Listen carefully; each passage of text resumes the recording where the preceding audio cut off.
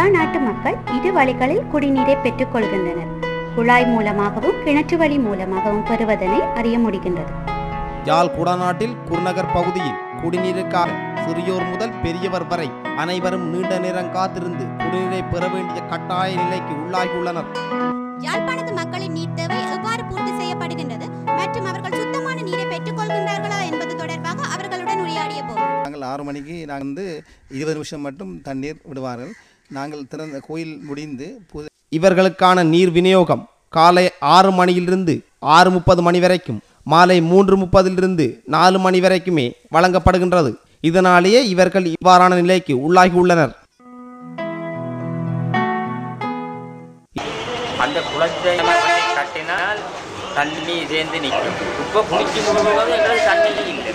பார்க்கிறது 25 லிட்டர் ஒரு ஆளுக்கு தாரம், 20 லிட்டர் தண்ணி தாரம்.